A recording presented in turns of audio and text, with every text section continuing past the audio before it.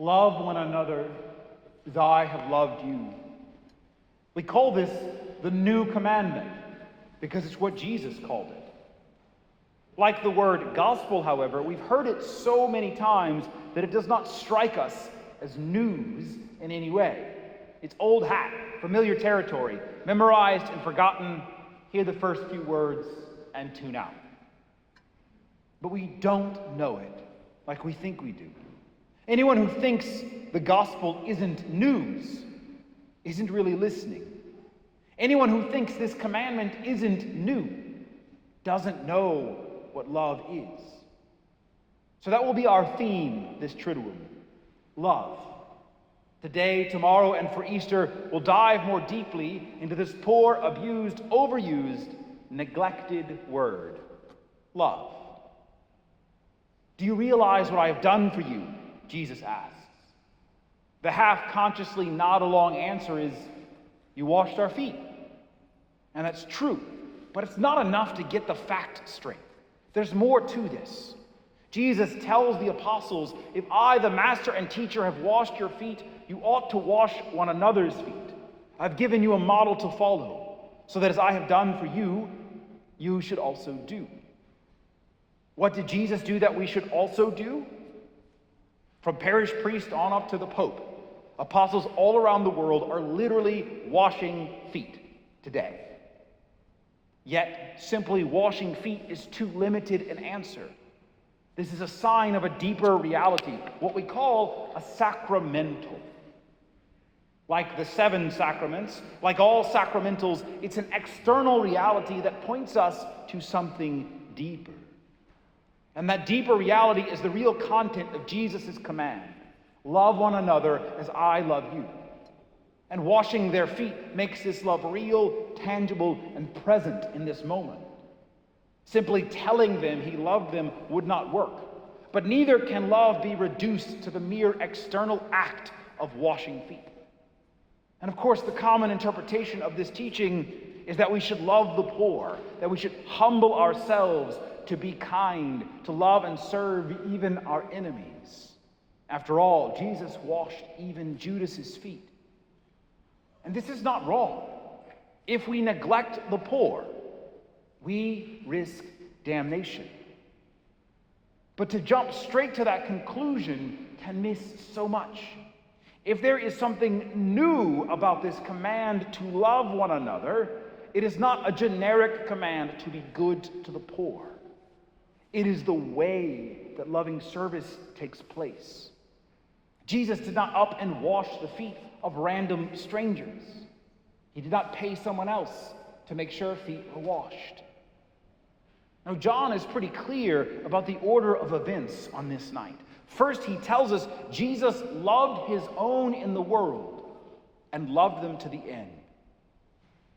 Loved his own. This is not a vague appeal to be kind to everyone. It's not a safe and sterile sort of gesture.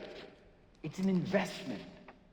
3 years at least, Jesus spent making the apostles his own. There's an intimacy here that goes beyond a single act. Though popular wisdom would reduce it to Jesus saying we should love everyone, what we see here is a scandalously exclusive kind of love. Of course, Jesus loves everyone, but he spends the majority of his time with these 12 men and a few women. He even narrows it further to just the 3 who are in fact closer to him than the rest. And only one of those is called the disciple whom Jesus loved. To love like Jesus is to love particular people, not humanity. This is the reality of our human nature, of our limitations of time and space. If we always stay up here loving everyone in a general way, we love no one. But this is not mere preference either. Jesus didn't pick the 12 men he liked the most. No, there's a deference to providence, to working with whoever showed up at that time and place, and acting from a night spent in prayer to choose these men according to his Father's will and the dictates of providence. There's also a risk here. These aren't just some guys he helped, they are his. It's no coincidence that Jesus loves his own on the same night he literally gives his body and blood to them. To love one another as Christ loves us is to invest in each other, even though that's how Judas gets in. To love one another as Jesus loves us is to see those that providence has put in our lives, to pray for them, and consciously choose to love them, whether we like them or not. This is why you cannot fulfill this commandment with remote programs run by governments and nonprofits. As good as those things may be, they are not new enough to be what Jesus is asking for tonight. The recipients of that kind of charity can't really hurt us, which means they're not yet our own. For me, you are my own.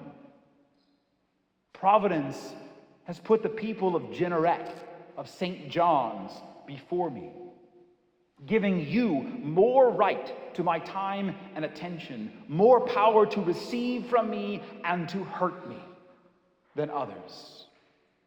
Prayer and providence has put some of you even closer still.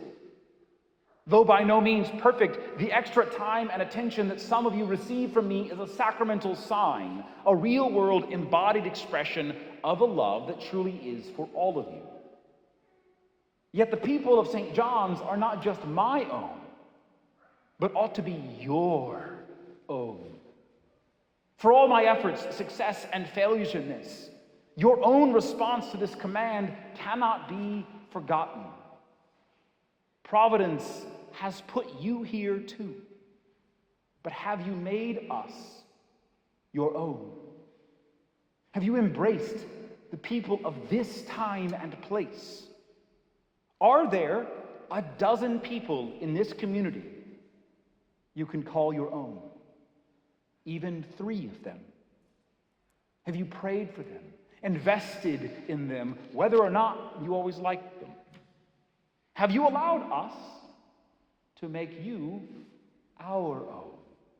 Or like Peter, tried to refuse to be washed? Who in this building, in this parish, in this neighborhood, in this town, is close enough to you to be Judas? And will you still wash their feet? This is the newness of the command to love, that loving everyone must start with loving someone enough to call them your own. It is not to smother or to cling to the people who refuse to let us in. After all, the apostles did agree to follow Jesus and did in fact receive and return his love. It's not to foolishly throw ourselves at those who are obviously malicious either.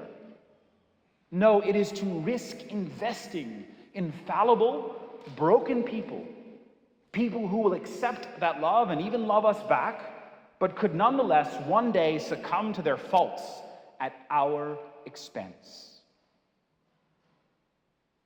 How can Jesus ask us to do this? To invest my time, money, mental, and emotional health in the odd, somewhat random assortment of people in my life? Because, as John tells us, he was fully aware that he had come from God and was returning to God. Jesus loved his own to the end, to his own death, because his love, his very being, was rooted in God and oriented toward God. To love like I've described is reckless if you rely on only human love. We either risk making idols of those we love or becoming broken, resentful cynics when they inevitably hurt us. This command to love is eternally new because its source is eternal. This kind of invested, sacramental, risky love is not actually one human being loving another. It is one human being loving God enough to let God love another through him. It is that human being loving God enough to love God in that other person. It is being so deeply rooted in God, coming from him, and so set on following God, returning to him, that we can face the disappointments and betrayal of our own without fearing that it will cost us ourselves. In other words, to love each other like Christ is to be so equipped, so full of God's love, that we're no longer afraid of losing our investment in other people. Because even if we do, God supplies even more. And thus we are free to love them to the end in specific, concrete moments, in the time they cost us, the humdrum washing of their feet, the acceptance of quirks and faults, the expenses and liabilities they represent. I give you a new commandment. Not new because it's never been said to you, but new because each moment in your life is another chance to make the infinite, eternal, inexhaustible love sacramentally present. Love one another as I have loved you, one foot at a time.